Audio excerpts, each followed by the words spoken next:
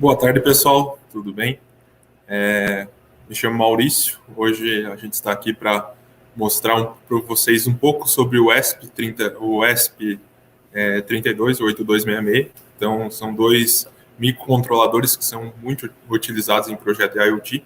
Então, o intuito dessa palestra é justamente para quem já trabalha um pouco com Open Hardware, já mexe um pouco com o Arduino e ainda não viu o ESP, conhecer um pouco sobre as funcionalidades dele e ver o quão fácil também é trabalhar com ele, assim como a gente já trabalha com o Arduino. Quem eu sou? Então, a minha formação é análise e desenvolvimento de sistemas, eu sou tecnólogo, minha especialização na área de redes de computadores.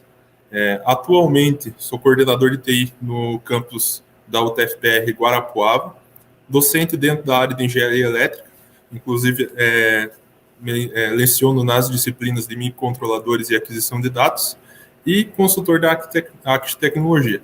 Além disso, quem é o Maurício Barfneck? Então, esposo da Ana, a gente cria 2 labradores dentro de casa, são as nossas meninas, um churrasqueiro, apaixonado por inovação e impressão 3D. Então, eu gosto bastante da parte de impressão 3D. Bom, vamos falar um pouco sobre internet das coisas. O que é o conceito de internet das coisas? Então, hoje, diariamente, dezenas, centenas, milhares de dispositivos são inseridos dentro da internet. Então, isso, quem é mais da área de redes já sabe da questão que a gente tinha o IPv4, a quantidade de equipamentos que a gente tem hoje na internet, o IPv4 não sustenta, então por isso veio IPv6 e tudo mais. Então, justamente pela quantidade de equipamentos que hoje a gente tem a cada dia entrando na internet, a gente tinha que ter um protocolo um pouco superior. Então, o IPv6, quando a gente já fala de internet das coisas, um está junto com o outro. Então, o termo de IoT foi criado pelo MIT, então representa a conexão entre objetos que possuem acesso à internet. Então, o ecossistema de IoT, ele basicamente é composto por esses 4 itens. Então, serviços são integrações com soluções, serviços de TI, análise de dados, a parte de segurança, hardware, que aí entra o ESP, então sensores, chips, dispositivos, redes, enfim. A parte de software, então plataformas que a gente trabalha, serviço de cloud, inclusive eu vou passar para vocês a implementação em cima do Google Cloud, e regras, como que a gente trabalha em cima de protocolos, órgãos regulamentadores, governo, como que trabalha com isso, consórcios, enfim. Então, basicamente, esse é o ecossistema da IoT. Então, o que a gente fala? A gente tem uma expectativa da IoT crescer cada vez mais. Então, hoje, se a gente acessa qualquer e-commerce, a gente consegue comprar vários dispositivos de uma forma muito fácil. Não precisa ser um expert da área para poder hoje automatizar a casa.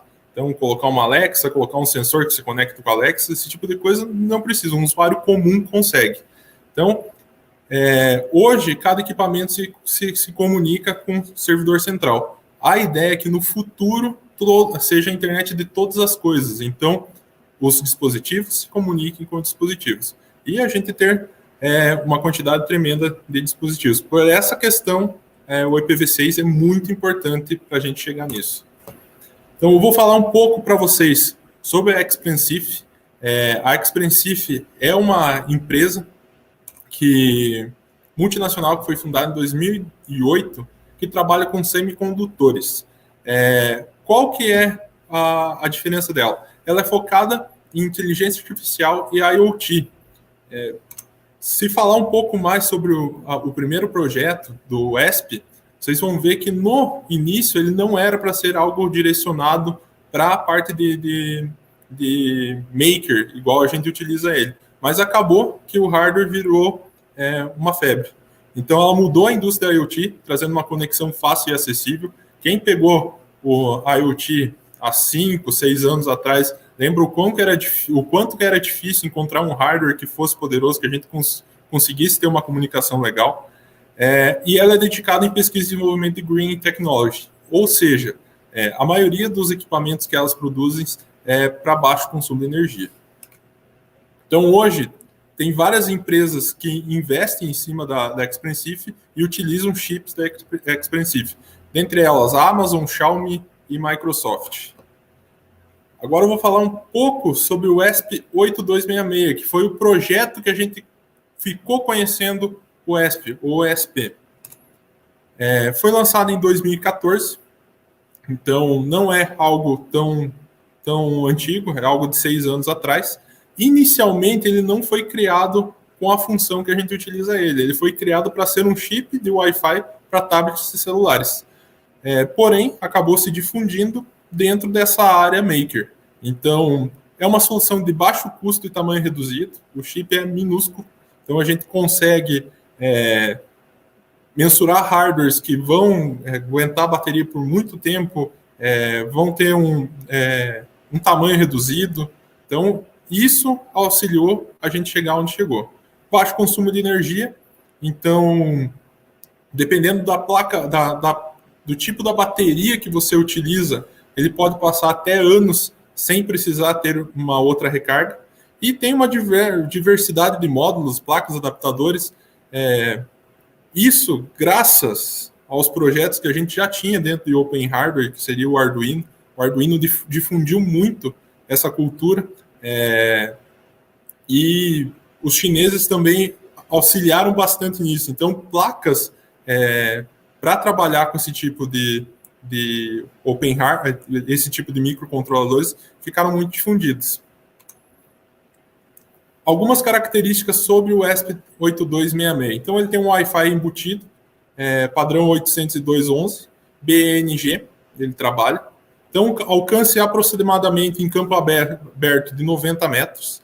Tensão de operação dele, ele é 3.3 volts, então a gente tem que tomar um certo cuidado, não são todos os sensores que a gente trabalhava com Arduino que vai conseguir trabalhar com o ESP, tem que tomar esse certo cuidado, pela questão da tensão que ele trabalha. Então, possui uma memória flash SPI e sistema de arquivo SPI FFS, então com módulos e placas. Então, a gente vai ver que tem vários dev kits que utilizam esse microcontrolador. Modos de operação, ele pode trabalhar no modo client e access point ou client e access point ao mesmo tempo. Então, isso daí facilitou bastante. A questão da gente conseguir também criar um produto de mercado. Então, enviar algo para o cliente, um hardware para o cliente, que ele consiga chegar, conectar numa Wi-Fi, conseguir fazer toda essa configuração, justamente por ele conseguir também trabalhar da forma de access point. Então, ele trabalha como cliente, mas também consegue prover acesso. Sobre o consumo, a questão de consumo é uma coisa que pesa bastante dentro do ESP, então ajuda bastante a gente mensurar a questão de que tipo de energia ele vai receber, se vai precisar ficar numa fonte de energia, se eu consigo utilizar uma bateria ou coisa do gênero. Hoje, o ESP 8266, utilizando o Wi-Fi, ele vai utilizar 170 mAh. Isso completamente habilitado com o Wi-Fi trabalhando a full. Então, já é difícil a gente chegar nesse patamar de 170 mAh, mas já é algo que tem um consumo de energia baixo. E a gente tem outros módulos que a gente consegue habilitar no ESP8266. Inclusive, você consegue encontrar vários artigos sobre esse assunto com o pessoal do Embarcados. No site do Embarcados tem artigos especialmente falando sobre a questão de consumo de energia e como habilitar essas questões de consumo de energia dentro do ESP. Então, o modem sleep, ele vai desabilitar o Wi-Fi e apenas ficar com o CPU em funcionamento. Então, vamos pensar que você precisa do ESP apenas como microcontrolador, não precisa de uma comunicação, você pode deixar ele no modem sleep e apenas ter o consumo de 15 mAh. Tem o Light Sleep, então o consumo de 0,9 mAh. Então, Wi-Fi desabilitado e CPU suspenso. Deep Sleep, que daí tem o consumo de 20 microamperes, então apenas o RTC fica em funcionamento, apenas o clock, apenas o relógio fica em funcionamento. Então você consegue programar quanto tempo que ele vai ficar dormindo. E o shutdown, que ele é completamente desligado. Aqui tem algumas aplicações do ESP8266. Então, a gente consegue encontrar na internet sobre ESP12, um exemplo, ou ESP01, Esse ESP01 é um projeto muito interessante, tem muito projeto IoT que utiliza ele. Ele tem poucas portas de PIO, mas um exemplo, se você quer fazer um relé automatizado, o ESP01 já te atende suficiente. Não precisa você ter vários GPIO para trabalhar apenas com um relé, ou, por exemplo, uma lâmpada automatizada. Então, tem bastantes projetos que utilizam o ESP01. O ESP12, então, ele já tem mais GPIO, então, para projetos mais completos. Inclusive, o pessoal fez adaptações para trabalhar com ESP em cima da plataforma do Arduino. Então, a gente pode ver que a gente tem o desenho do hardware do Arduino com o ESP com o microcontrolador. Então, a gente consegue aproveitar os shields que a gente já tinha para Arduino e dentro com o ESP como coração. Sobre o ESP32, ele foi a evolução do 8266, então foi lançado em 2017, está há 3 anos no mercado.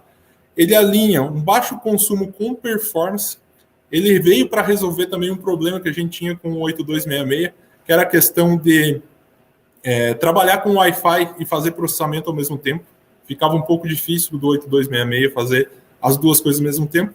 Então, o ESP32, ele traz essa questão da performance. Ele tem 2 núcleos e ele usa um núcleo para o Wi-Fi, outro para o processamento.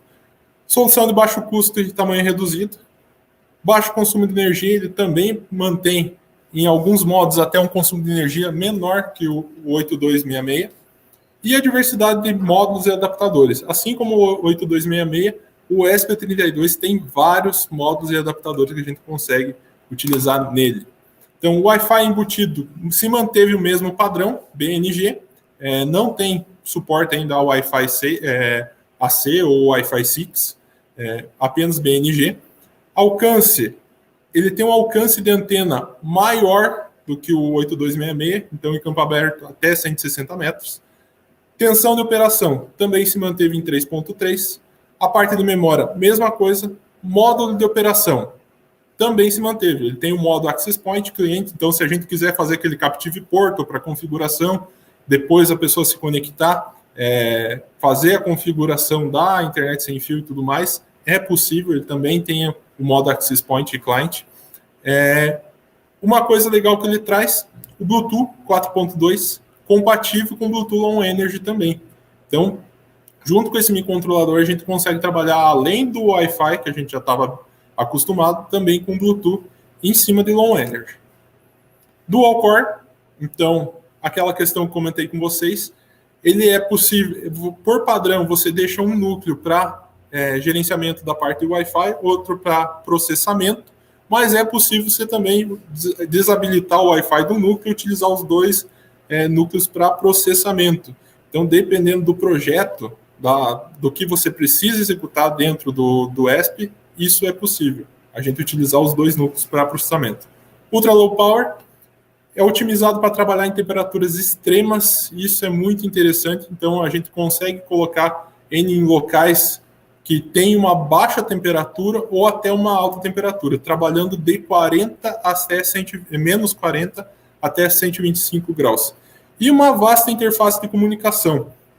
O ESP32 implementou vários protocolos, inclusive até RedCAN o ESP32 trabalha. Então, se você der uma olhada no datasheet, se interessou sobre o projeto, dá uma olhada no datasheet, vocês vão ver a quantidade de coisas que a gente consegue integrar com esse microcontrolador. Comunicação entre dispositivos sem a necessidade de Wi-Fi. Então, isso falando sobre o protocolo ESP-NOW. Então, ele tem um protocolo próprio de comunicação que trabalha em cima da rede 2.4, que é uma rede aberta, que a gente não precisa de homologação para trabalhar. Claro que precisa de homologação da Anatel, mas a gente não precisa ter o registro para trabalhar, porque é uma faixa aberta. Então, ele trabalha em cima do 2.4 e consegue fazer peer-to-peer. Então, sem eu utilizar o Wi-Fi, eu consigo 2 ESPs se comunicar também. Dados transmitidos instantaneamente, então a latência é baixíssima quando a gente trabalha dessa forma. Então, os dispositivos trabalham como station, comunicação unicast e multicast. Se vocês derem uma pesquisada sobre esse protocolo na internet, vocês vão ver alguns vídeos explicativos e o quão rápido que é a comunicação entre os dispositivos. Sobre a questão de consumo, então ali, com ele completamente habilitado, eu chego a ter um consumo um pouco maior do que no ESP8266. Então, ele completamente habilitado, tenho 240 mAh de consumo. Porém, ele traz mais alguns módulos de consumo de energia. Então, eu consigo, agregando isso daí, ter um consumo menor. Então, otimizando o meu código, eu consigo ter um consumo menor. Então, o Modem Sleep, ele cai para 68 mAh. Então, Wi-Fi desabilitado, CPU em funcionamento.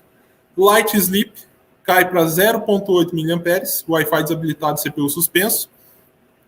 O Deep Sleep, 150 microamperes. Hibernativo, que daí ele fica apenas com o RTC em funcionamento, 5 microamperes. E o shutdown, o consumo é irrisório, então é 0,1 microampere. Então ele é completamente desligado. Então, conforme eu consigo... a forma que eu programo, eu consigo ter um consumo de energia muito pequeno. Formas de programar. Então, aqui que é interessante. A gente já está acostumado a trabalhar com o Arduino. Posso utilizar a ideia do Arduino? Pode utilizar a ideia do Arduino. Então, facilita isso para quem já está familiarizado. Então, primeira coisa, ideia do Arduino, a gente consegue utilizar com facilidade o ESP. No começo, quem tentou brincar com ESP há uns 4, 5 anos atrás, tinha um pouco de dificuldade de fazer a instalação dos módulos para trabalhar com ESP, com Arduino. Você perdia no mínimo uns 30 minutos para fazer toda essa alteração na ideia para conseguir. Hoje é muito mais tranquilo. A gente consegue fazer essa configuração mais rápido através de repositórios. Eu vou repassar para frente para vocês como faz essa configuração. Então, entre eu baixar a ideia do Arduino e começar a programar com o ESP, menos de 2 minutos a gente já consegue fazer isso. Também posso utilizar a plataforma I/O, que é uma plataforma que foi baseada em cima da ideia do Arduino, e ela tem suporte a vários tipos de microcontroladores, microprocessadores, enfim. Então, aqui tem todos os equipamentos que ela consegue trabalhar. Então, ela consegue trabalhar com microchip, consegue trabalhar com ATmel, consegue trabalhar com os Expressif, então, até Intel. Vários tipos de hardware que ela tem essa integração. Então, é possível também. E também pelo framework de programação da própria Expressif, do próprio ESP. Então, pelo IDF, é possível também programar. Você faz isso via terminal e envia o código para o ESP. Alguns exemplos de aplicação. Aqui, pessoal, eu trago para vocês alguns locais que a gente já tem esse tipo de microcontrolador aplicado, que são produtos de mercado. Então, o uso residencial. Se pegar o Zonoff, que ficou muito famoso no começo, ele utiliza um microcontrolador ESP. Então, para uso residencial, tem várias funções que a gente consegue integrar com o aplicativo dele mesmo, ou até mesmo subir a nossa programação em cima. Então, é possível a gente desmontar ali o Zonoff, fazer uma solda ali nos pinos e subir uma programação nova em cima da ideia do Arduino. É possível. Então, é bem legal. Para uso industrial também tem aplicação do ESP32, então tem modelos que são utilizados para uso industrial. Se vocês procurarem lá no site do pessoal do Embarcados, tem tem uma postagem no blog que fala justamente sobre esses modelos industriais. E as placas de desenvolvimento. Então, as dev kits, que é o que a gente está acostumado a trabalhar, são os kitzinhos que a gente compra pronto, que já vem ali com controlador de tensão, alguns casos já vem com GPS, já vem com chip LoRa, enfim, que facilita a nossa programação. Alguns tem também modelos que vêm com display, enfim. Essas placas de desenvolvimento auxiliam a gente a trabalhar com prototipagem.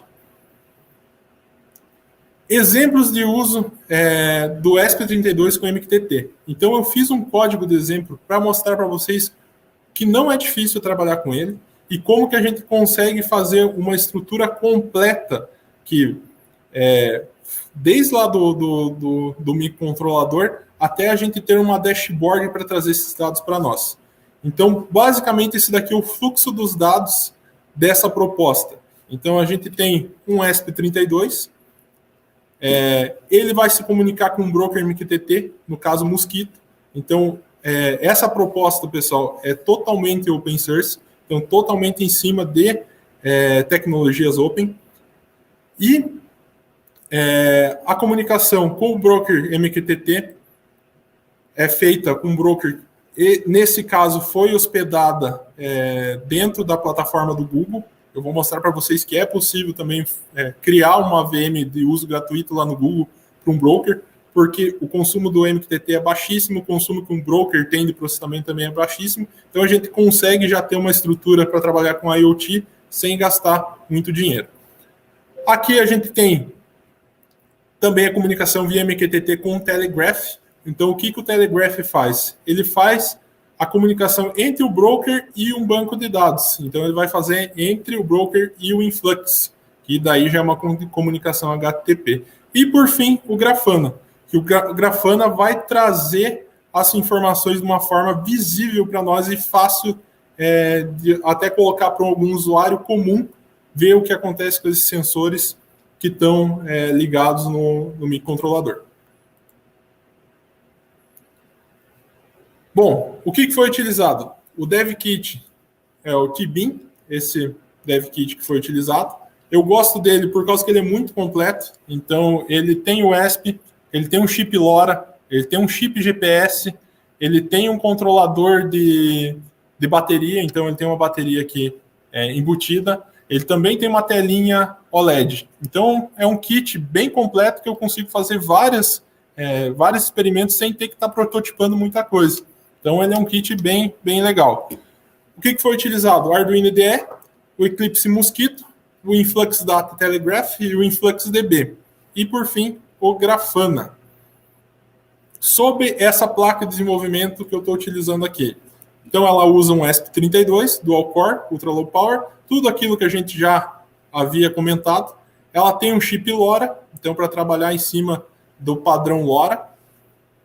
Tem GPS, tem o controlador de bateria. Esse controlador é bem legal por causa que a gente consegue programar esse controlador também.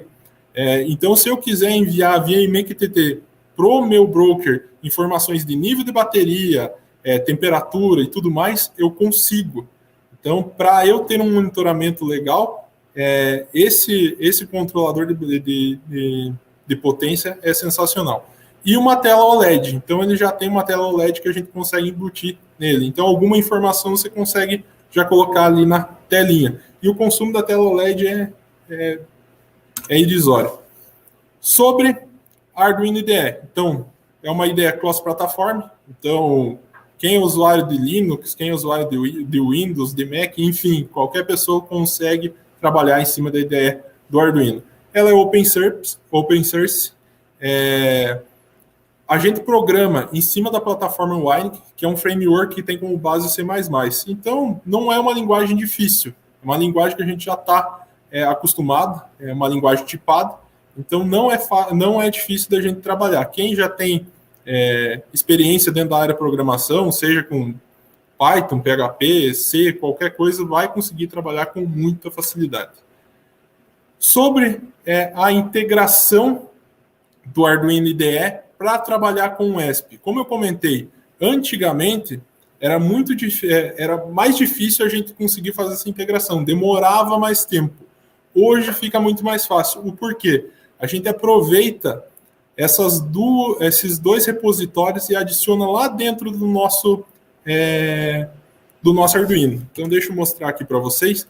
Dentro da ideia do Arduino, a gente consegue adicionar esses dois repositórios. Dessa forma, adicionando esses dois repositórios aqui, eu consigo, no gerenciamento de placas, ter a lista com o ESP.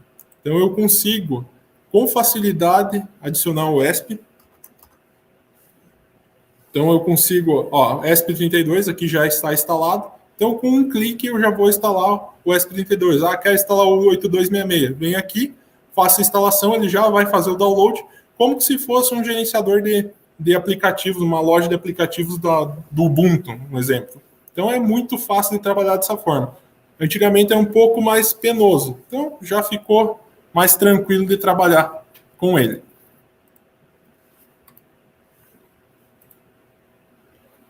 Aqui eu vou repassar para vocês, quem tiver interesse em já dar uma acompanhada no código, através desse QR Code ou do link abaixo, então bit.ly/ESP Latinware 2020, você consegue ver o código. Eu vou mostrar o código para vocês e comentar ele sobre essa integração do ESP com o MQTT. Mas aqui você vai ser direcionado para o GitHub e consegue ver na íntegra o código. Então, sobre o código em si. Basicamente, ele já usa duas bibliotecas que são bibliotecas padrões do Arduino, e a gente fez a adição de mais 3 bibliotecas para trabalhar com esse hardware. Pode ser que o hardware que vocês vão trabalhar seja diferente, porque ele não tem o controlador de potência igual esse daqui tem. Então, isso vai mudar. Mas para baixo, não muda muita coisa. Então, o que é interessante para nós, trabalhar com ESP-MQTT? Essa biblioteca, ESP-MQTT Client. Então, aqui eu vou conseguir fazer a comunicação. Basicamente, no começo, eu faço a configuração da nossa comunicação MQTT. Então, eu vou dizer qual que é o Wi-Fi, o SSID do Wi-Fi que eu estou conectado e a senha do Wi-Fi que eu vou conectar. Isso, pessoal, dá para vocês automatizarem também para fazer via Captive Portal. Então, tem biblioteca para fazer essa configuração via Captive Portal. Então, se você quer fazer um hardware que o próprio usuário vai fazer a configuração dele, isso é possível também. Aqui a gente vai colocar o endereço IP do broker MQTT, onde ele vai fazer a comunicação, o usuário do MQTT, senha e o nome do dispositivo. E a porta que o MQTT vai trabalhar. Então, bem simples. Aqui eu vou pular essa parte de configuração do display, por causa que é algo muito particular desse hardware que a gente está trabalhando com o display. E logo abaixo, a gente faz o teste da comunicação serial, ver se a comunicação serial está ok. É legal a gente sempre habilitar a comunicação serial para a gente debugar, ver o que está acontecendo. Então, dessa forma, a gente consegue ver se ele já fez a conexão, se já conseguiu conectar no Wi-Fi. Então, plugou no USB ali, abriu o monitor serial do Arduino, você já vai conseguir fazer essa comunicação. E a gente tem as duas funções padrões que a gente tem dentro do Arduino, que é a setup e a loop. E fora isso, a gente tem um procedimento aqui para estabilizar a conexão. Então, o que ele vai fazer? O estabilizar a conexão, ele vai se inscrever no tópico e enviar valores. Então, ele vai se subscrever no tópico Latinware potenciômetro e nos trazer essas informações. Então, o que é legal? Pela comunicação serial, eu consigo ver se ele conseguiu escrever e ele vai devolver esse valor para mim.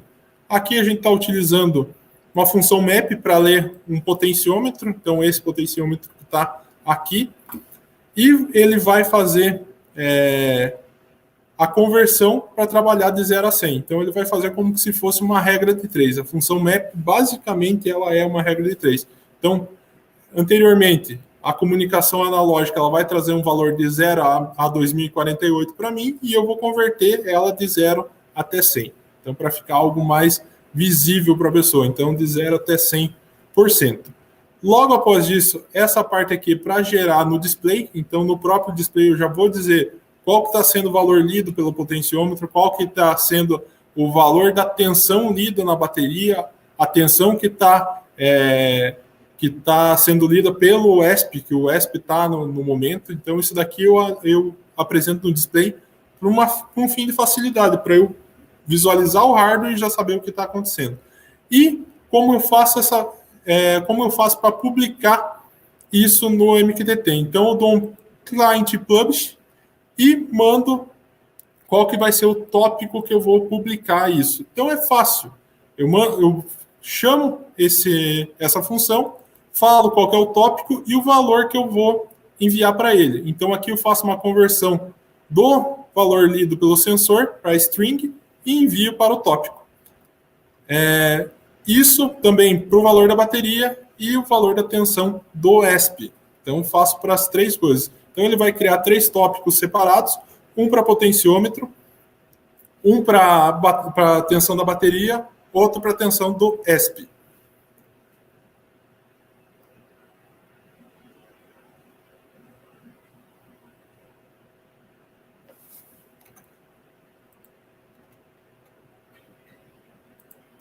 Vamos lá. Então, agora sobre o broker MQTT. Então, o Mosquito também é um projeto open source. Ele vai ser o concentrador da comunicação entre os sensores. Então, o protocolo MQTT é um protocolo, não é um protocolo novo, ele é um protocolo antigo da década de 90, porém ele é um protocolo muito leve. Então, por isso que ele ficou muito conhecido agora dentro do trabalho com a internet das coisas.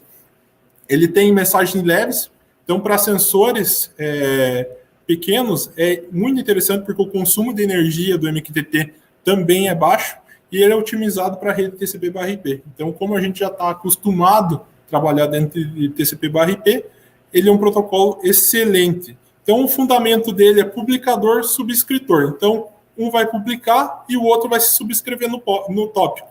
É como se fosse assim, eu preciso mandar um recado para um amigo. Só que esse amigo, ele mora numa cidade longe. Mas eu tenho um terceiro amigo que ele vai até essa cidade. Então, eu entrego a mensagem para esse terceiro amigo para entregar para ele. Então, basicamente, o broker ele fica no meio. Então, recebendo mensagens e entregando essas mensagens. Ele só faz isso. Ele não tem muita inteligência. Ele simplesmente vai receber e vai enviar. Então, ele fica ali no meio. Então, em cima disso, a gente consegue trabalhar. A gente consegue coletar esses dados, consegue enviar para um banco de dados, daí a magia fica por nossa conta. Então, aqui é uma dica que eu dou para vocês. Muita gente não sabe, mas na plataforma do Google Cloud, a gente consegue criar VM do Debian. Tem até outras distribuições, eu sou fanboy do Debian, mas você consegue criar uma VM com CentOS, enfim, de uso gratuito. Então, ela não é uma VM muito forte. Vou abrir aqui para vocês verem. Então, uma VM F1 Micro, então com um CPU virtual, é um CPU que ele é compartilhado e 614 MB de memória. Isso, para rodar um Debian texto puro, é bem tranquilo. A única coisa que eu tenho que tomar cuidado, o local que eu vou hospedar ela. Então, se eu hospedar em Iowa, o uso é gratuito. Então, se não fosse gratuito, essa VM iria custar para mim quase $5 mensal. Como eu estou dentro do uso gratuito, então ele já diz aqui, as primeiras 744 horas de uso dessa instância serão gratuitas. Então, se multiplicar 24 por 31, dá bem certinho 744. Então, é interessante, se você tem algum projeto IoT, pode jogar o broker para funcionar no Google Cloud. É bem tranquilo. Quando você faz o cadastro no Google Cloud a primeira vez, você ganha $300 de teste. Então, se quiser subir alguma outra VM para fazer algum teste, é bem tranquilo. Aqui você diz qual sistema operacional que você vai utilizar. Então, é possível, tem o CentOS, tem Fedora, tem OpenSUSE, enfim, tem outros projetos. O máximo que você consegue ter de tamanho de armazenamento é 20 GB.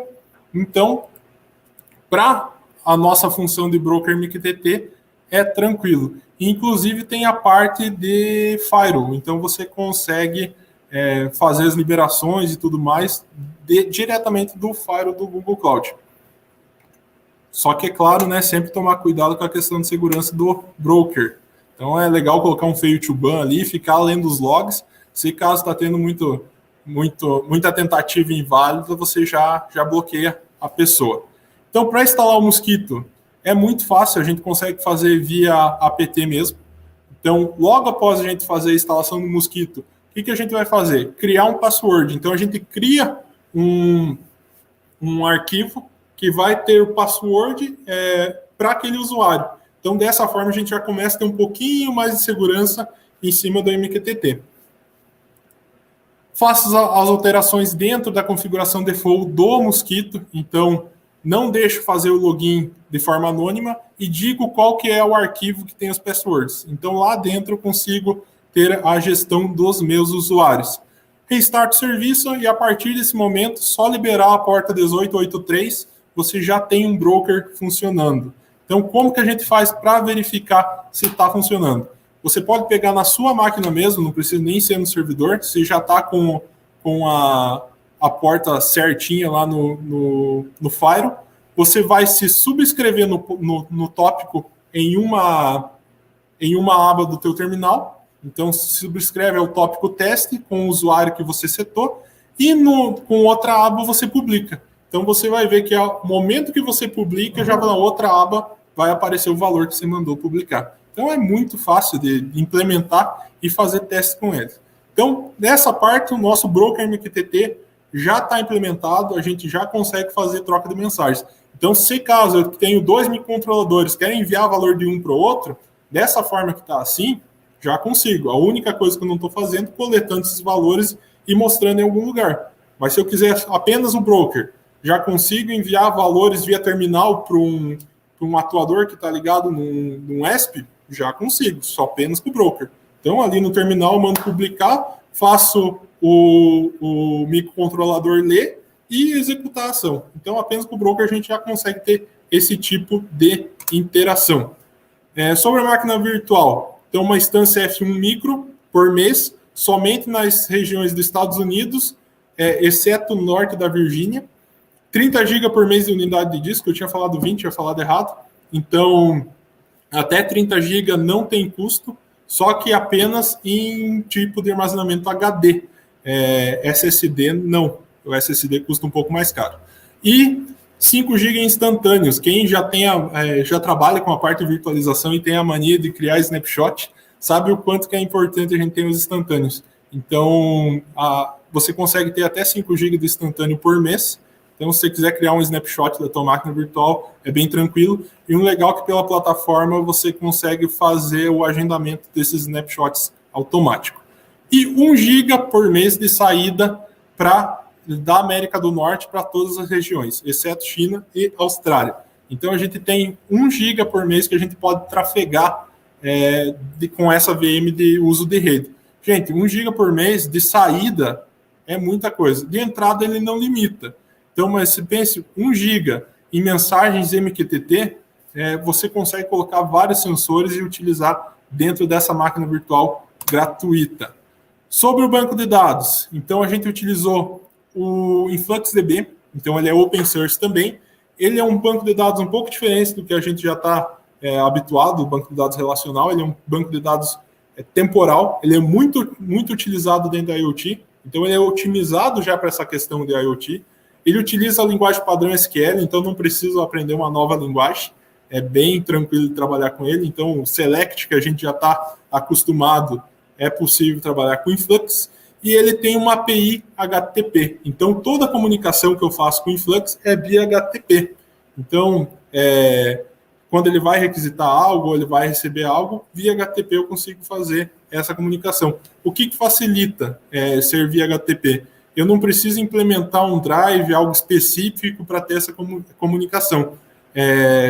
Qualquer equipamento que trabalhe com HTTP que consiga requisitar a API do Influx, a gente já consegue trabalhar em cima dos dados. Para a instalação do Influx, eles têm um repositório próprio, então a gente adiciona os repositórios e manda fazer a instalação, é bem tranquilo. Ali eu deixei a documentação da versão 1.8, que foi utilizada para essa apresentação. Depois, faz a instalação, manda fazer o start do InfluxDB. O que a gente tem que tomar cuidado? Terminou, colocou o InfluxDB para executar, o que a gente tem que fazer? Ir lá e alterar os privilégios. Então, a gente vai ter que colocar um password, não vai deixar o negócio aberto. Então, ali eu já deixei embaixo como que a gente executa para criar um usuário, para daí a gente criar a nossa base de dados.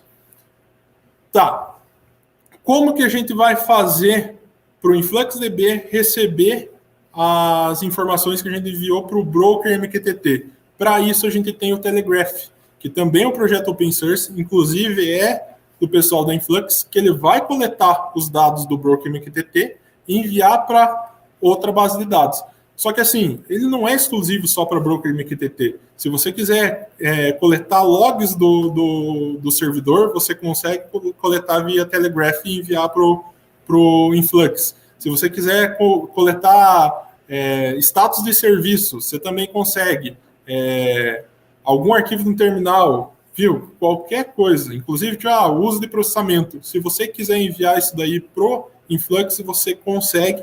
E o que é legal? Depois você integra isso daí com o Grafana, consegue ter as dashboards. Então, não necessariamente que ele seja só para o MQTT. Aqui a gente está utilizando para isso, mas ele é um canivete suíço.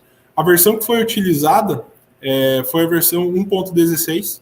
A instalação dele também é bem facilitada, a gente faz via repositório. Então, adiciona o repositório, dá uma apt-get, o negócio já configura para a gente. Essa é como a gente vai fazer a integração lá dentro da configuração do Telegraph. Então, lá no telegraph.conf, eu vou colocar um input e um output. Então, eu vou falar o que vai entrar de dados para mim e o que vai, para onde que vai ir esses dados. Então, basicamente, ele está recebendo os dados do MQTT, que está nesse endereço IP, não necessariamente precisa ser dentro do mesmo servidor. Tendo ele comunicação, a gente consegue deixar o Telegraph em outro servidor, não tem problema nenhum.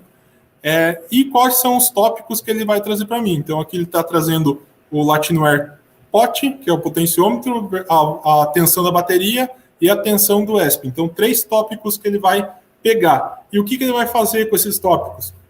Ele vai dar um output lá no InfluxDB. Então, ele vai enviar para o Influx esses dados e depois eu consigo utilizar isso ou com uma linguagem de programação ou até mesmo com um Grafana.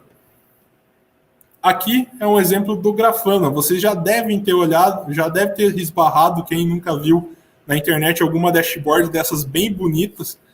Geralmente o pessoal faz isso com o Grafana. Ele é um projeto muito legal, está muito maduro. Ele é um monitor analítico, open source, multidatabase. Isso é o pulo do gato do Grafana. Se eu quiser conectar qualquer tipo de base de dados conhecida, a gente consegue conectar com ele. Então, ele não é exclusivamente para banco de dados temporal. Se eu quiser um banco de dados relacional, eu consigo.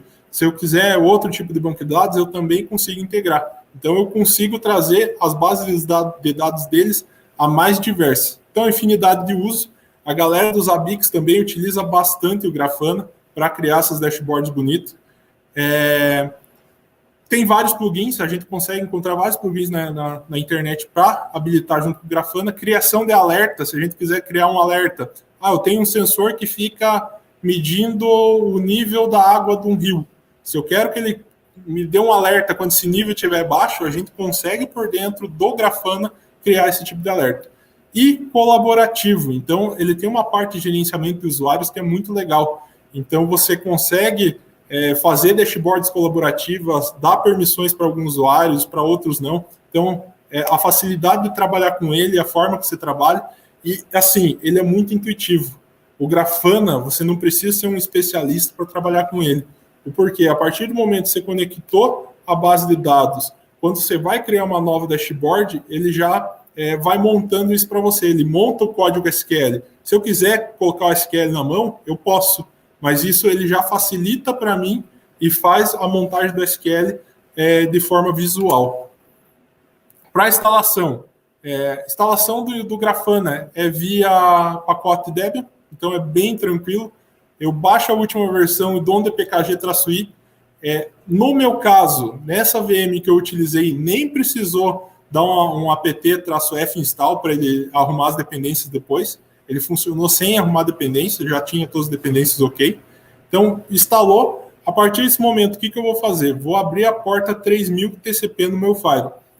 Por padrão, a instalação dele, pessoal, usa HTTP, não usa HTTPS. Então, tem que tomar esse cuidado. Depois, implementa um Let's Encrypt, faz um negócio mais legal. Mas, por padrão, ele vai vir HTTP. Então, abriu a porta 3000, colocou lá no teu navegador o endereço IP do teu servidor e a porta 3000, ou até se você quiser fazer no teu desktop como teste, não tem problema nenhum. Senha padrão admin, ele já vai pedir para você alterar essa senha, e ali dentro você já vai conseguir configurar o data source e adicionar o painel na dashboard. Então, data source, pessoal, vocês vão falar que tipo que é esse data source, se é um MySQL, se é um Postgres, se é um Influx, enfim. Vocês vão selecionar ali, vão falar qual que é a base de dados que eu quero ler. Eu quero ler a base de dados Latinware. O usuário é latino, a senha é 102030. A partir desse momento, ele já vai ter a base de dados eu vou lá no dashboard, adiciono o painel e já está funcionando. Então, esse daqui é o resultado final do que a gente conseguiu coletar aqui do ESP e trazer para o Grafana. Então, ele trouxe para mim 3 dashboards. Então, ele vai trazer ali 3... Aqui tem 3 formas diferentes de exemplificar os valores. Então, aqui eles chamam de Gaud, né? Qual que é a porcentagem que o potenciômetro está, a tensão da bateria, a tensão que o ESP está naquele momento. E aqui eu consigo ter também um valor histórico. Isso é bem legal. Eu consigo manipular dentro do Grafana para trazer esses dados históricos. Então é muito fácil de trabalhar com ele e visual. E aquilo que eu comentei para vocês, não necessariamente que precisa ser um usuário avançado para trabalhar com ele. Um usuário comum, depois que já está tudo configurado, consegue trabalhar facilmente. Pessoal, essas aqui são as fontes que possibilitaram essa palestra. Então, tem muito conteúdo aí, se vocês derem uma procurada nessas fontes. Claro que tem muita coisa que, que não está aqui, né, que é conhecimento que foi adquirido com o tempo. Eu tenho que dar um agradecimento especial para o pessoal do Embarcados. O portal deles auxilia bastante quem é da área de maker, dessa área que quer conhecer mais sobre microcontroladores. Lá tem muito material interessante. A piazada de lá é fera demais. Piazada e meninada. E aqui, o Rafael acabou de perguntar ali se a apresentação vai ficar disponível os slides. Eu deixo aqui a apresentação disponível. Vocês vão conseguir ter o acesso dela através desse link. E ali embaixo eu também deixo o meu contato. Então, meu e-mail, mauricio@mauriciob.net, o Telegram e o LinkedIn. O que vocês precisarem, pessoal, que eu conseguir ajudar, estou à disposição. Eu fico aberto a perguntas.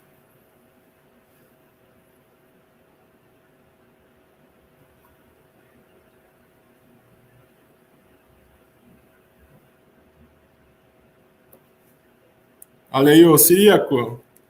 Não, show de bola, Ciriaco. Muito obrigado por mais essa vez depositar confiança na gente.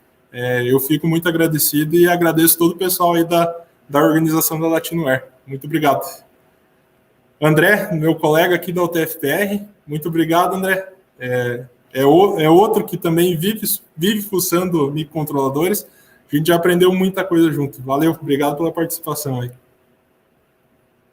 E, Rafael, muito obrigado. Obrigado pelo elogio. E fica disponível os slides e o que precisar também fica disponível o meu contato. É só chamar. Acho que é isso, pessoal. Guilherme, agora a gente vai fazer um intervalo. Daí, às 18 horas, volta com mais uma apresentação. Muito obrigado.